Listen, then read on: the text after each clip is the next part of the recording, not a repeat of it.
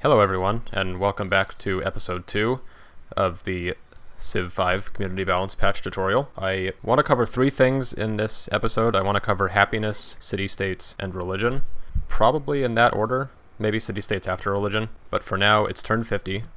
I've explored a little bit more up here with my scout, and I just finished a well, which is the, if you recall, the replacement for the water mill when you're not on fresh water. And I think about now is a good time to start another city. So I'm going to click on settler, put that on production focus, see if I can rush that at all, because I don't need any food. So now settler's being made, and I will probably just cut to when he's finished, or maybe even when I have him situated. I will see you guys in a minute. Okay, hey again. I just completed my settler. It's now turn 57, and I think I want to. They're telling me to move here. I should probably turn these recommendations off, but I think getting Sarah to Potosi would be good. So I think I'm going to send him over here. Maybe settle here. Cocoa. There's also cocoa there. There's deer, some other stuff. And for getting an observatory, this is just a small difference. Observatories now just require you to be 2 tiles away from a mountain. Unfortunately, I'm not sure how we're going to work that out in this. Okay, so the first thing you will notice is I'm going to hit this found city. Right now I'm at 2 happiness.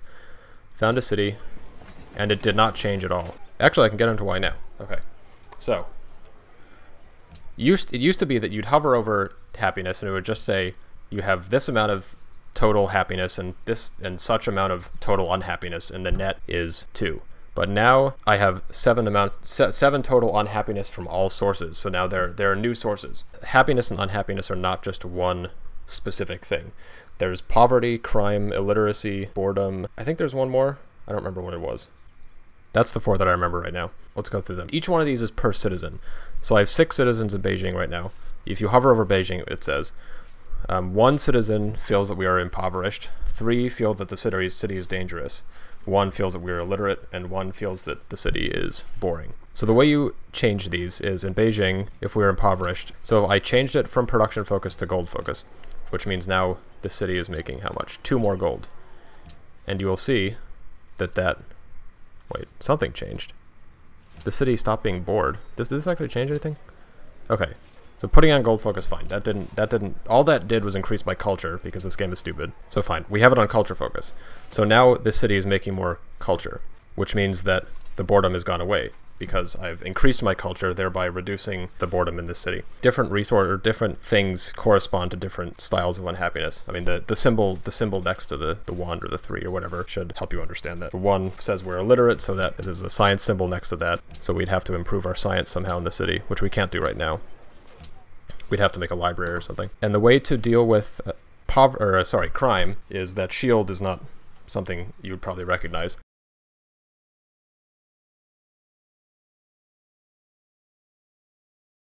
You decrease crime by making things like barracks. It's kind of just like its own separate resource. It doesn't have an effect on anything else except for the unhappiness. But crime is reduced by making a barracks in the city. I don't know exactly how much, but this would probably.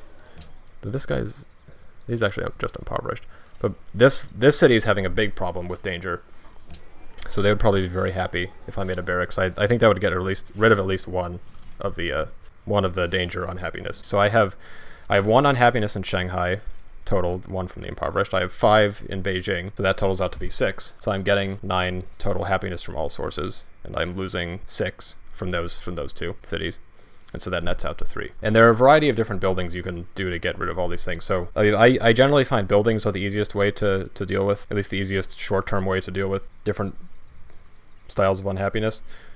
Poverty is best dealt with by just making markets and stuff like that. Crime, just making the barracks, armory, military academy, tree. There are, of course, a million different ways to increase your science, decrease your literacy, universities and libraries, stuff like that. And culture as well changes with monuments, etc., etc. But there are also different policies that deal with that.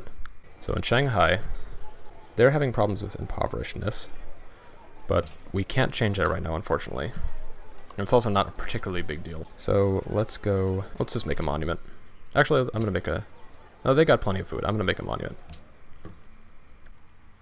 And I'm gonna cut now until I finish the pyramids, and then I finish the barracks, and we can see how much that will decrease the danger in Beijing. Okay, we're now one turn away from completing the barracks in Beijing. And another thing that I want to mention that connects to this is that now, first of all, Colosseums are called arenas. And the arena or the Colosseum no longer gives you happiness. Now it just gives you culture. And separately, it on its own just decreases boredom slightly, as well as these other effects. Barracks, forge, and armory in city, +2 production.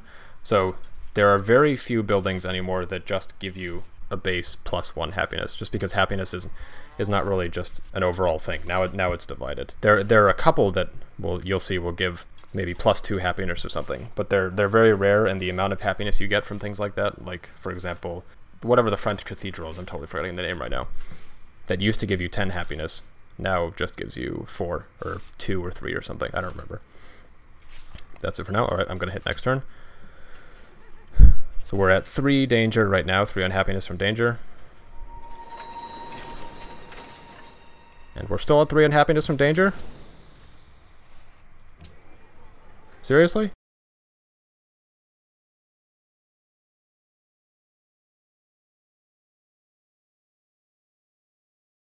The point still stands that a barracks does reduce your unhappiness from danger. It probably just didn't reduce it enough to get rid of 1, but I'm going to try to complement that by making the statue of Zeus, which also reduces crime in all cities. Considering why cities are unhappy is very important for deciding what buildings you're going to build there. So they're too impoverished right now. I actually don't have the market unlocked, but we will in 5 turns. So for now, I'll build, I guess, a shrine. I put him on production focus? No, he doesn't do it. It doesn't do anything. But as soon as we research trade, I'll switch it to the market.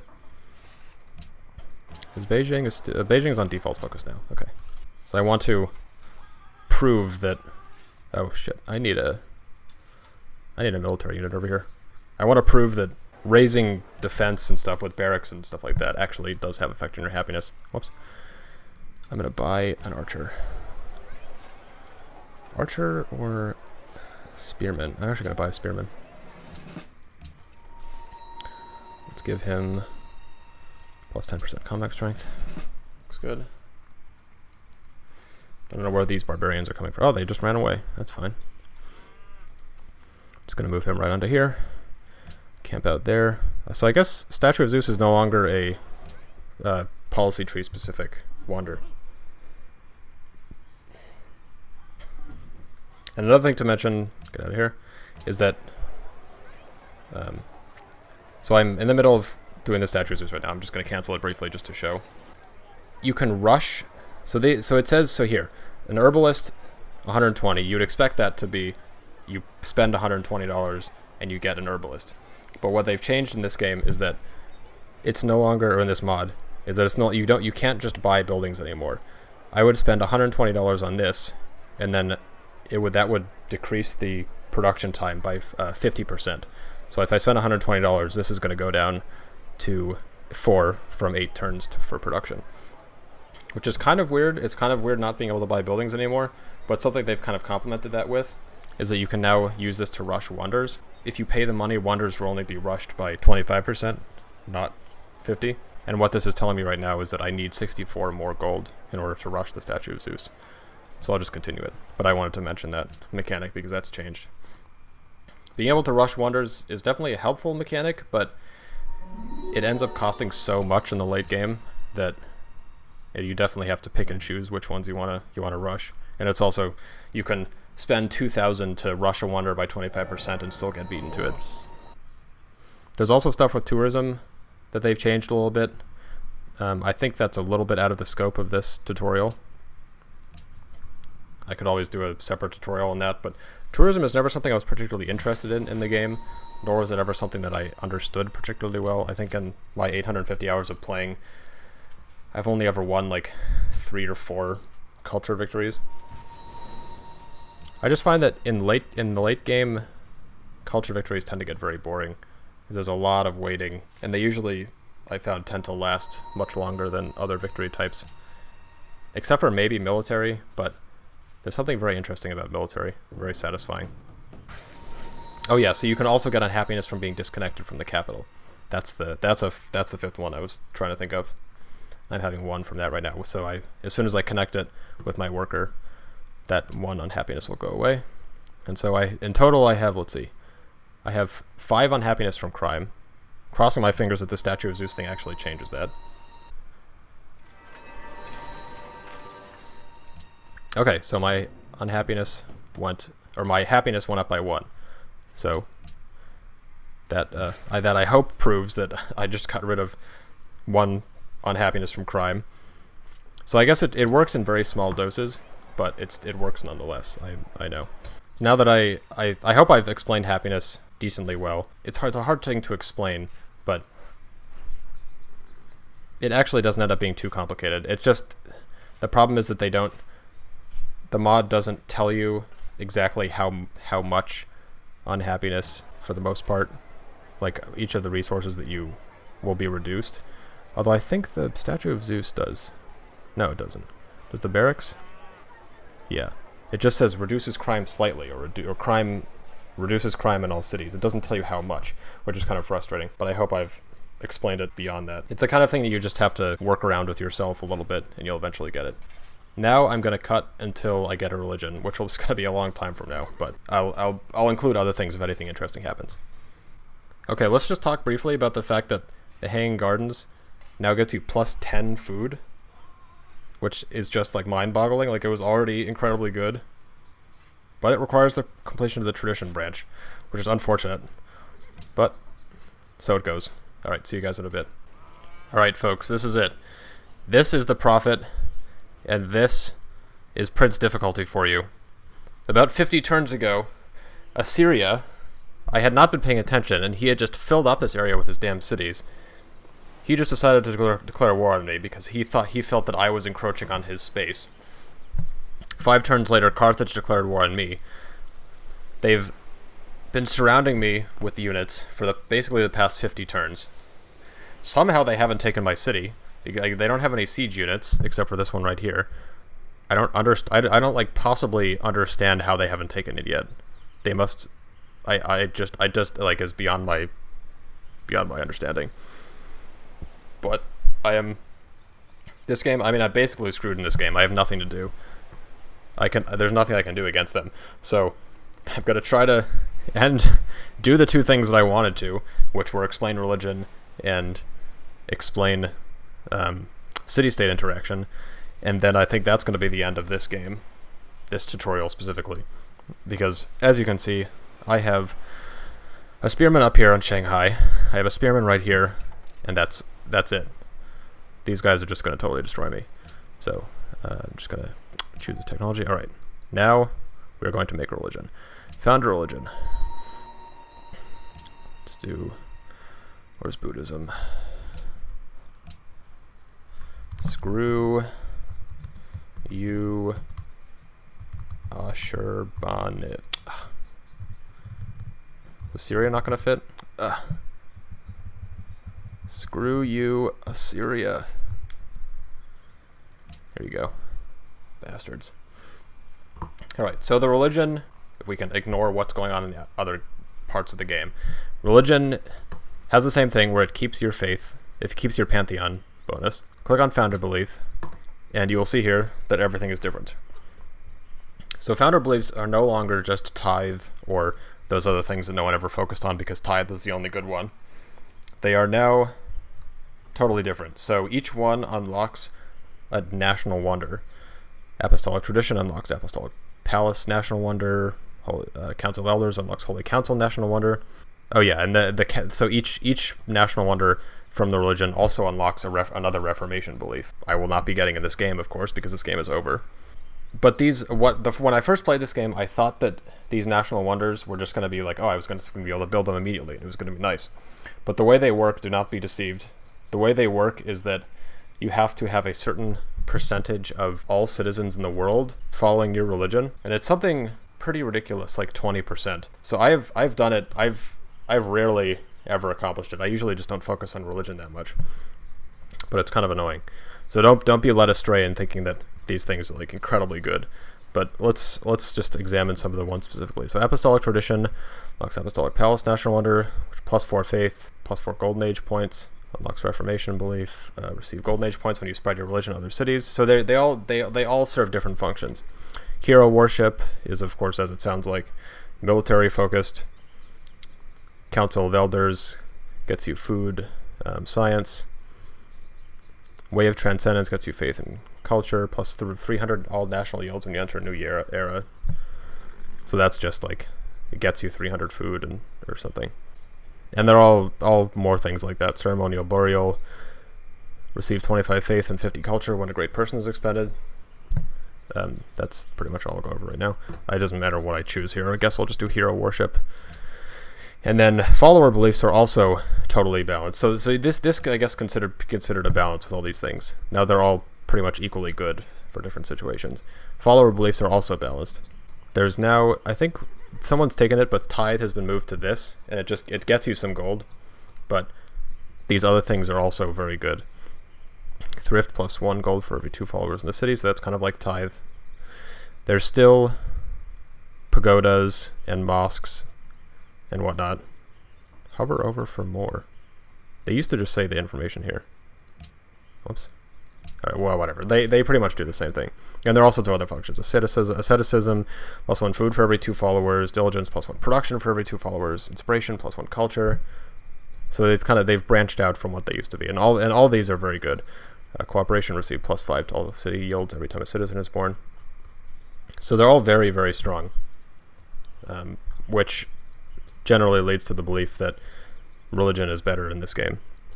Just all around, like, it's not just like whoever first gets a religion is good, and all the other ones are kind of mediocre. I'll just use thrift, it doesn't really matter. Screw you, Assyria. It's been founded. And that was actually lucky because that was the last. Remember, this is a prince game, and that was the last religion that could be founded. So these guys are just absurd. I'm hoping I just have to wait 3 turns until something is made so I can show you guys how to interact with city-states. I'm hoping that nothing happens between now and then. Alright, they took it.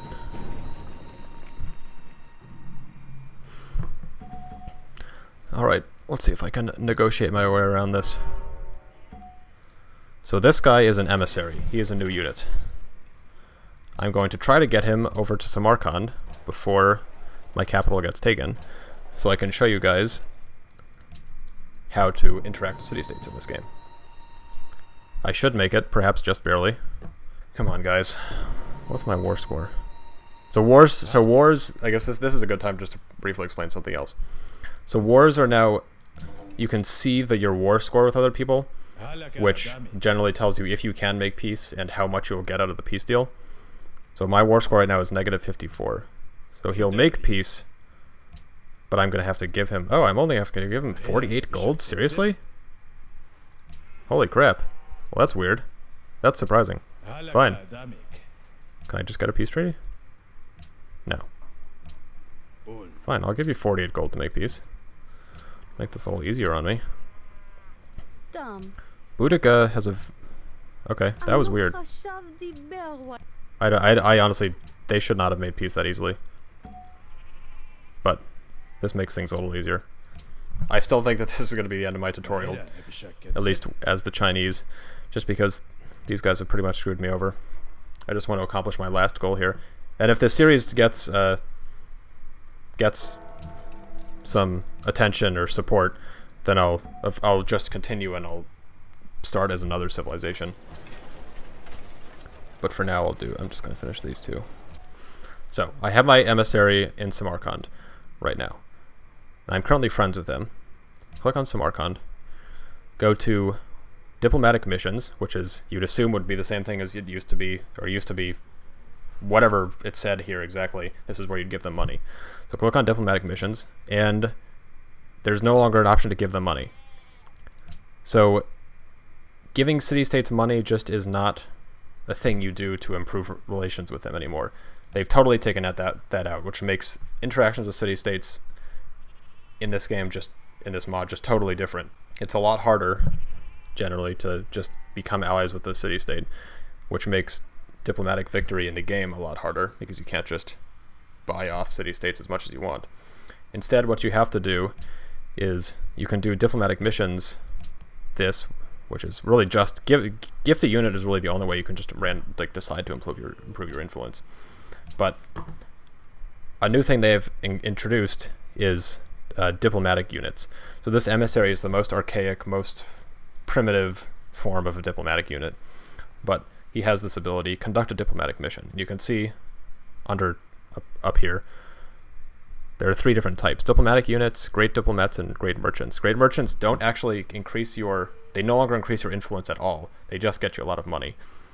Great diplomats are, as the name would suggest, they are great units, like great artists or anything else, that are just very good diplomats. So they'll just give you a lot of influence. And you can also build a building with great diplomats. Instead of improving, you can build a building in a city-state's territory, kind of like the Fey Tora that the Portuguese have, or at least had in the vanilla game. You'll get some resources from it, and you'll like get some benefits with the city-state, and it'll also give you an extra delegate in the World Congress. But that is something for another time.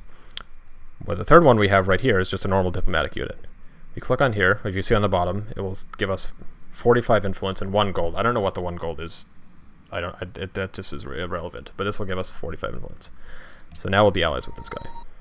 That, I guess, pretty much explains it. I'm receiving 3 gold per turn from them, which is a new mechanic of mercantile city-states.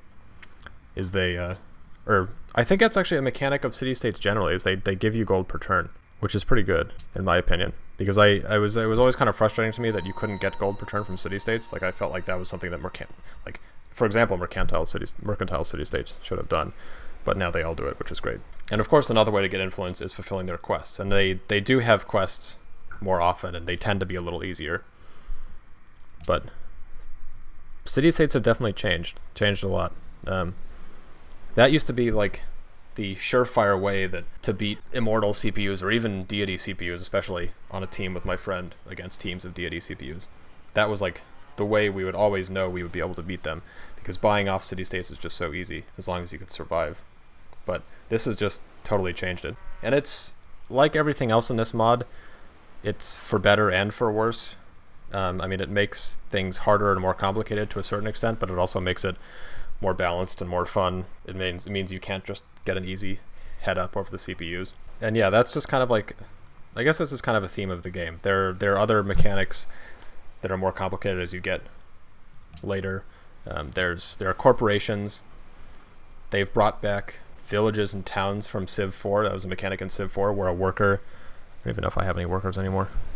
A worker can build, instead of a trading post, you build a village, which is stronger than a trading post. I think it gets you some food, and it gets extra benefits if you have a trade route going over it. And then there are also towns. So villages don't become towns, which is what they did in Civ 4, but you can build towns with great merchants instead of using great merchants on city-states. And towns are very, very strong. Usually by the end of the game, you'll be getting like 13 food, 10 gold, 2 culture, and like 8 production or something from a single town.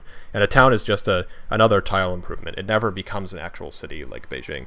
Okay, so that is basically it for this tutorial series. I mean, I know I call it a series, but it's pretty short. I just kind of wanted to introduce some of the more basic mechanics that I found very confusing when I first started, to kind of give a visual understanding of what some of these things are. You also notice that as soon as Shanghai has been taken, my happiness has gone a lot up, since I had a lot of citizens in the city that were very unhappy for various reasons. Okay, so thank you guys for watching. Give a thumbs up if you enjoyed or learned anything. Let me know if I made any mistakes. Let me know if you want to see anything more. Generally, let me know if you liked it, if you hated it, if you hate this mod. Some of my friends definitely do, and I have mixed feelings about it myself. Anyway, thank you very much, guys. See you next time.